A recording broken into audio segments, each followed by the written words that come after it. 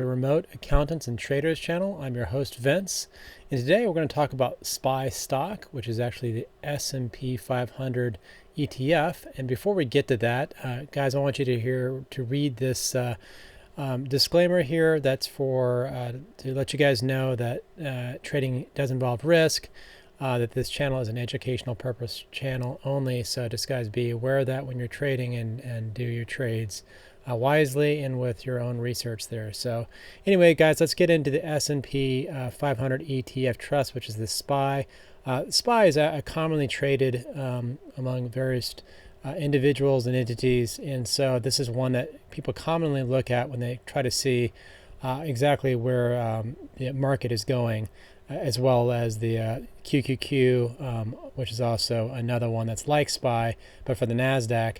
And so if you want to see the NASDAQ itself, you could see the larger overview as well as the S&P overview of the whole market rather than just the ETF. But anyway, the ETF follows that closely for the S&P 500. So we have a one-year outlook here. I just do a very simple chart on here just to see it. We're just going to look at some chart views here to kind of talk about that here today. The reason why I wanted to mention it is the last 5 days, we've seen a pretty big uptick in the SPY market for the beginning of the year. Today is Tuesday, January 10th. And so you'll see over here at the beginning of the year, I'll try to get to that chart here. I think the very first day we had is January 3rd. We had this at 380. In fact, it actually dipped to 379 at one point. But you see that in the last 5 days since then, it's gone up to 390, which is a pretty big uptick here for the SPY in just a 5-day period of time. So it's something to be aware of and keep a lookout for your own purposes there. You'll see that right there, January 5th, that's 379 marker, and now it's up to the 393.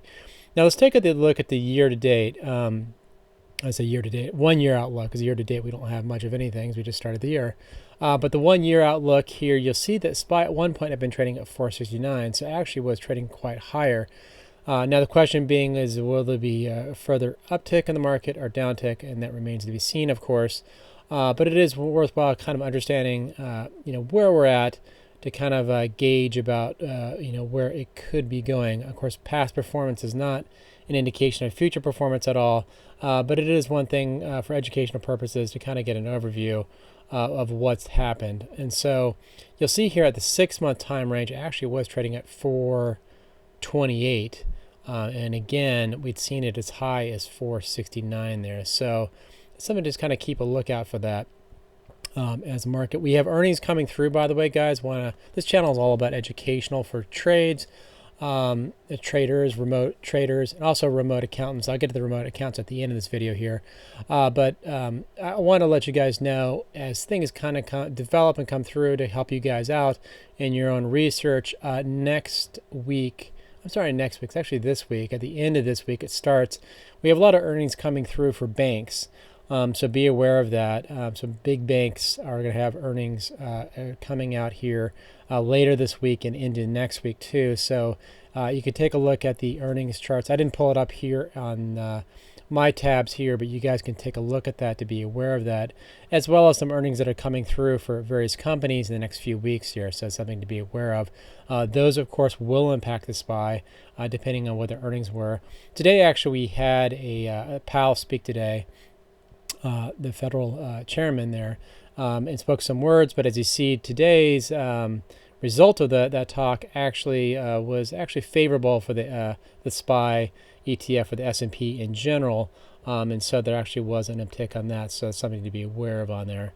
So in any case, guys, I hope you're doing well. I hope my videos have helped you out. You can see some further chart looks, as well as a look at financials for such stocks such as Costco, as well as I think it was Amazon that I did before, and so you can kind of see that those videos that I've posted on my channel. And as I mentioned before, for remote accountants who are on this channel, I do have a group that is on Facebook that's specifically for remote accountants to help them out, so you guys can find jobs and whatnot and find be able to network. And so you'll see that on my channel, the links there where you can join that group there. I do not yet have a channel. I have a group on Facebook for remote traders. I don't know if I'll start that. I've seen some remote groups or at least groups for traders on Facebook that are kind of, I don't know, a little bit negative. So if I could keep everything civil and just talking about analysis rather than people's guesses, and people kind of cutting other people down, I guess I probably would have a group on Facebook that would be for remote traders, but I kind of had to gauge that. I don't know if I'll start that up, but I do like the networking ability and the ability to communicate with members in a group setting, and so I do enjoy that for the accountant side. But for traders, I have to kind of consider if that's going to be something I'm going to get into. But anyway, I hope this has helped you out in the SPY, and we'll see how these earnings impact it in the next week or so. We maybe return to SPY or maybe do a bigger stocks. I say bigger stock. My SPY is ETF, so you can't get bigger than that, really.